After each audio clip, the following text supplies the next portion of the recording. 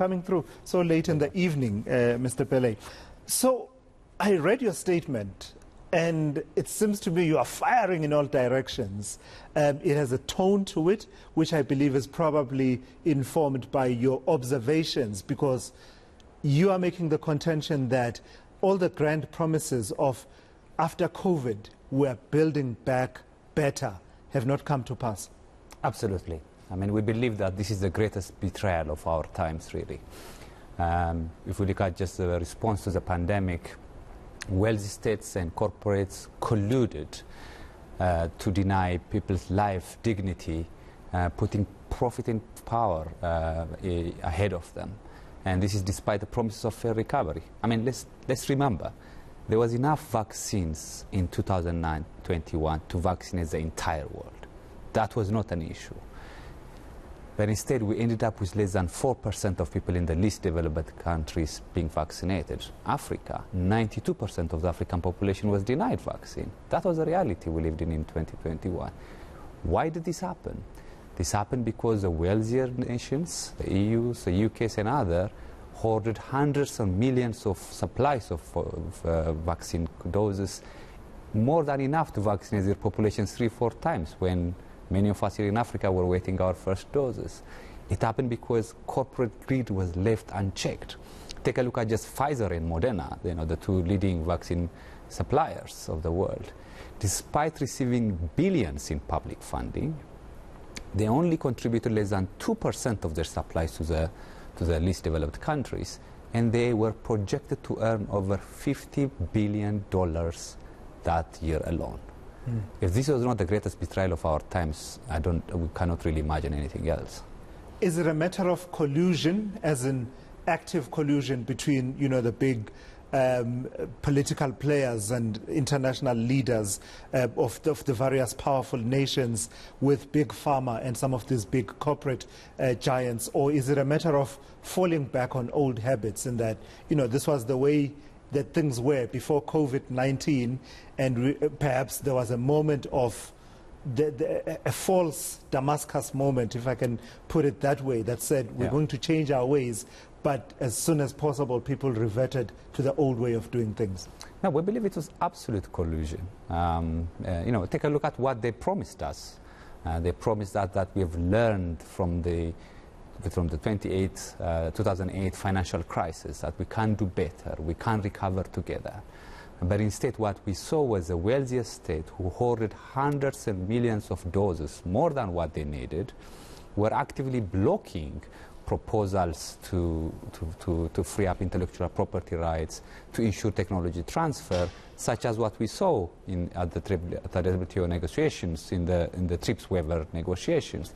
They actively blocked that, and that's a direct collusion between the wealthy states and corporate titans to put profit and greed ahead of people's lives and safety. Yeah, in fact, I'd like you to talk more to that, because that's been part of the mantra of leaders such as South Africa's President Cyril Ramaphosa around the relaxation of some of the intellectual property issues and trademark matters, in as far as the intellectual property of these vaccines is concerned, which would have helped to move us along quite rapidly in terms of getting the global south as vaccinated as the global north has become. You are saying this also contributed to deepening this sense of inequality? Absolutely, because the fact of the matter remains that the West, many in the European Union, refused to agree to this temporary waiver of the TRIPS regulations that would allow technology to be transferred, the recipe of the vaccines to be transferred to those countries like South Africa who were able to produce these vaccines. And to date, we don't have any agreement on that issue. It's not like we're out of the pandemic, but we still don't have that consensus, despite all the efforts which countries like South Africa and India have made in this regard. That's a brutal reality.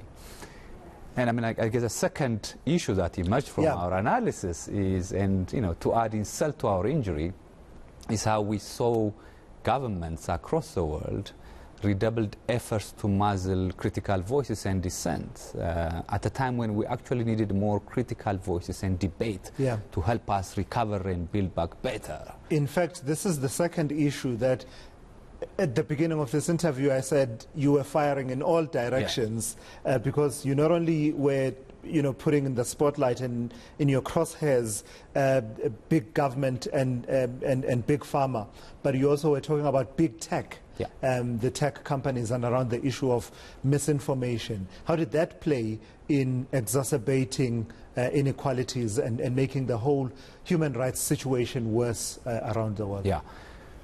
So social media companies and corporates around the world, they saw that there were identifiable targets where this misinformation and disinformation was emerging. But they chose not to take action in that regard, and hence allowed this misinformation, disinformation to go spiral and out of control. Why they do that? Because they need sensationalization, right? They need, their algorithms are tuned to such to attract more audience to their needs. And hence we ended up where we are at the moment, with vaccine hesitancy growing to that extent. Were they held to account for this? Not really, and that practice still continue to date. So that's another dimension which we're seeing.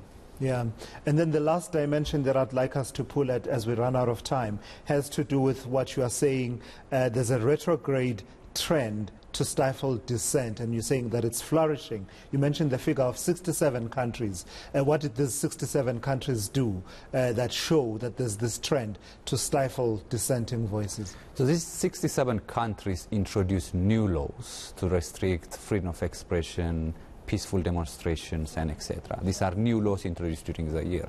This includes here in Zimbabwe, in our neighbors. It includes countries like the USA, where federal and state legislatures introduced more than 80 new draft bills to restrict peaceful demonstrations across the US. And the list is endless. This happened in Europe, this happened in Asia, and everywhere. But beyond introducing the laws, what was also shocking was how we saw an increased securitization of the civic space, in the sense, particularly in the context of growing protests across 80 countries we observed. Government resorted to employing security laws, cracking down on peaceful protesters, prosecuting and criminalizing them. This happened in 85 out of 154 countries we monitored across the world. So that's what we're saying. This should be a wake-up call for all of us. I mean, if we're really not careful, these extended powers we've given to governments in times of crisis could eventually become the new normal. The limited space that we have now to express our views, to disagree and debate, could be gone. And I can imagine a few voices in South Africa saying, "Here, here," as you make that point about the danger of the extraordinary powers that were given to governments during the pandemic almost becoming permanent. Lastly then, what are we to do with this information? I suppose I'm asking you the so what of it all.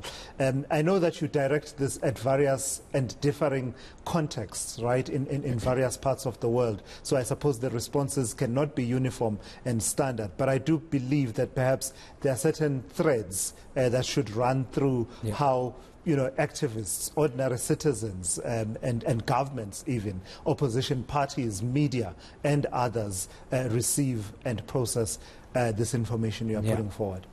Yeah, I mean, first and foremost, our call is to our own powers, as we saw in citizen movements across the world. We can no longer rely on our governments, it seems. And hence we need to draw courage and inspiration from the resilience we saw in people's movement and rise up to demand and protect our own space. That's why, for instance, as Amnesty will be launching a global campaign this year to protect and defend the right to protest this year alone. We believe we need to rise up to do that. But the second is we're pointing to the duty bearers, the governments, the states across the world, what they need to do. It may be too late for the thousands who died of this really preventable illness, but it's never too late to do the right thing. They need to get those vaccines out where they're most needed. They need to agree to the TRIPS waiver, and we need to demand that. And the conflict is another dimension. I mean, last year we saw abysmal failure at the global level, from the Security Council to regional, to address them. Many consider Russia as unthinkable that it has happened today, but it didn't come out of the blue. It came out of global paralysis, lack of accountability of the big powers in the face of atrocities. Where was the outrage when the Syrian government, backed by the Russian authorities, were besieging cities, killing hundreds and thousands of people across the world? So we're also calling that multilateral structure to be reformed. It's long overdue that we need to get away with abuse of veto powers in the face of atrocities. So that should also be a wake-up call for all of us to push for a drastic change in the global governance architecture.